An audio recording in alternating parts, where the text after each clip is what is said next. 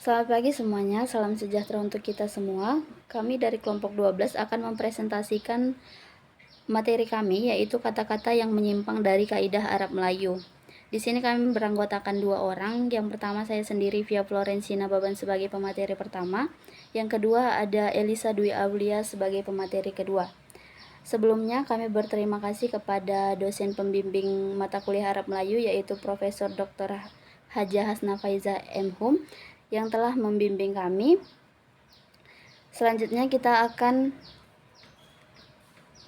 mendengarkan materi dari kata-kata yang menyimpang dari kaidah Arab Melayu.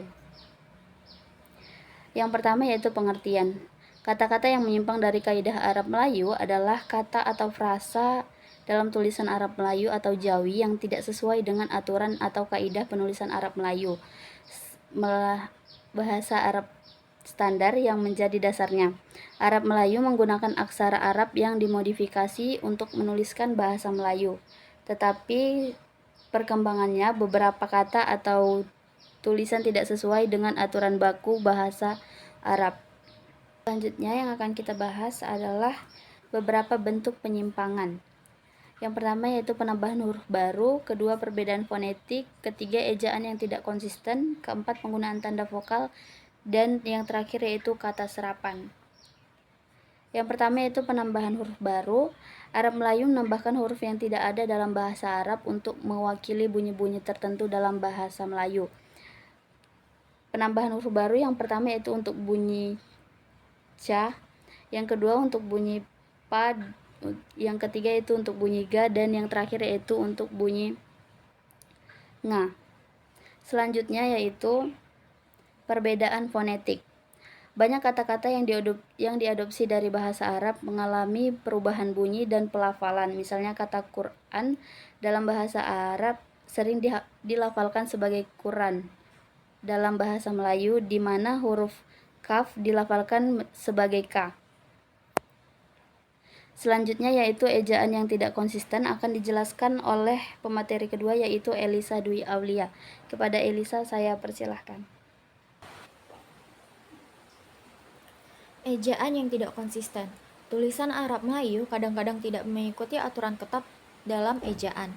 Kata-kata dalam bahasa Melayu bisa ditulis dengan cara yang berbeda dari aturan baku Arab, tergantung pada tradisi lokal atau kebiasaan sang penulis.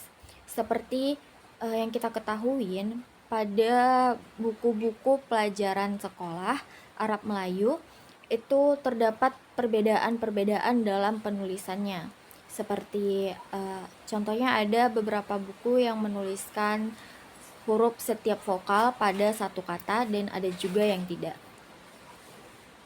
Berikutnya, penggunaan tanda vokal. Bahasa Arab jarang menggunakan tanda vokal atau harakat secara penuh, sedangkan dalam tulisan Arab Melayu, harakat kadang-kadang ditambahkan untuk memperjelas pengucapan, karena bahasa Melayu lebih bergantung pada vokal. Kata serapan. Banyak kata serapan dalam bahasa Arab dalam bahasa Melayu. Kata serapan. Banyak kata serapan dari bahasa Arab dalam bahasa Melayu ditulis dengan cara yang berbeda dari bahasa aslinya. Misalnya kata Arab insya yang bertuliskan insya, di mana nun itu berpisah dengan huruf sya. Sedangkan dalam bahasa Arab Melayu, insya itu dituliskan dengan insya, di mana huruf na dan sya itu digabung, yang sebenarnya berbeda maknanya di dalam bahasa Arab. Contoh kata yang menyimpang. Salah satu kata insya yang berarti pembangunan sering digunakan dalam menyatakan insya dalam frasa insya Allah yang berarti jika Allah menghendaki, padahal secara tata bahasa Arab ini salah. Tetapi penggunaan ini digunakan dalam penulisan Arab Melayu. Pelafalan berbeda. Kata kitab dalam bahasa Arab dilafalkan dengan ka di awal dan T di tengah. Namun dalam bahasa Melayu bisa dipahami berbeda tergantung konteksnya, terutama ketika dihubungkan dengan pelafalan lokal. Penyebab penyimpangan. Penyebab penyimpangan terbagi menjadi dua, yaitu adaptasi ke bahasa lokal dan kurangnya standarisasi. Adaptasi ke bahasa lokal karena bahasa Arab dan bahasa Melayu memiliki struktur dan bunyi yang berbeda.